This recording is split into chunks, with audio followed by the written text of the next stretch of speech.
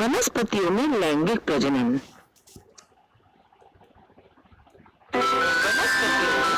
पुष्प लैंगिक प्रजनन पुष्प में बाहर से अंदर की ओर क्रम से कुल 4 मंडल होते हैं। बाह्य दलपुंज, कैलिक्स, दलपुंज, करोला, पुमंग, एंड्रोसियम और जायांग, गाइनोसियम। इनमें पुमंग और जायांग से प्रजनन का कार्य करते हैं, इसलिए इन्हें आवश्यक मंडल, इसेंशियल वॉल्स कहते हैं। तो बाह्य दलपुंज और दलपुंज ये आंतरिक मंडलों की सुरक्षा करते हैं, इसलिए इन्हें अतिरिक्त मंडल, एक्सेसरी वॉल्स कहते हैं। बाह्य दलपुंज के घटक दलों की पिच्छक कहते हैं। वे हरे रंग के होते हैं। दलपुंजों के घटक दलों को पंखुड़ी कहते हैं और वे विभिन्न रंगों में होती हैं। पुमंग यह नर, मेल दल है। इनके घटक दलों का पुंकेसर, स्टेमन, जायांग यह स्त्री, फीमेल दल है। इसके घटकों को स्त्री केसर, खापल कहते हैं। अगर एक ही पुष्प में पुमंग और जायांग ये दोनों भी मंडल उपस्थित हों, तो ऐसे पुष्प उभयलिंगी, बायसेक्सुअल कहलाते हैं। उदाहरण गुड़हल। अगर पुष्प में उपरोक्त दोनों में से केवल एक ही मंडल हो, तो ऐसे फूलों को एक लिंगी पुष्प कहते हैं। फिर अगर केवल पुमंग हो तो नर पुष्प और केवल जायांग हो तो मादा पुष्प। उदाहरण पपीता। बहुत से पुष्पों में आधार के लिए जो वृंत होता है उसे पुष्पाधार या पुष्पवृंत, पेडिसल कहते हैं, और ऐसे पुष्पों को पुष्पवृंती पुष्प कहते हैं।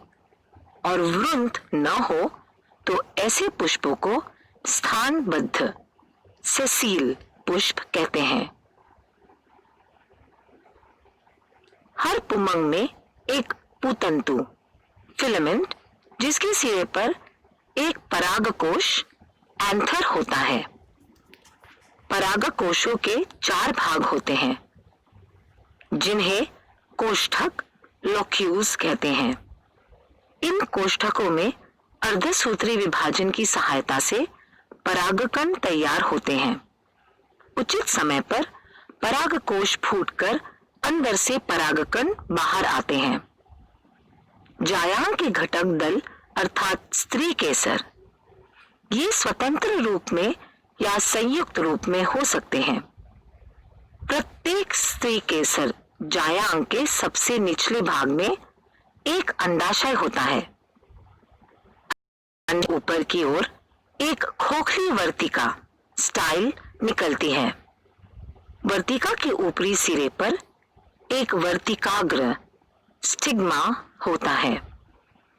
अंडाशय में एक या अनेक बीजांड, ओव्यूल्स होते हैं। प्रत्येक बीजांड में अर्धगुण सूत्री विभाजन द्वारा भ्रूण कोश, एम्ब्रियो सैक तैयार होता है। प्रत्येक भ्रूण कोश में एक अगुणित, हैप्लॉइड अंडकोशिका, एग सेल और 2 गुणित ध्रुवीय केंद्रक, पोलर न्यूक्लियाई हैं। परागकोश के परागकण स्त्री के वर्तिकाग्र के वगिकाग्र पर स्थानांतरित होते हैं। इसी को परागकण या परागीभवन, पॉलिनेशन कहते हैं। परागकण अजैविक घटक, हवा, पानी या जैविक घटक, कीटक, पक्षी या अन्य प्राणी, इनकी सहायता से होता है। परागकण के समय वर्तिकाग्र चिपचिपी होती है।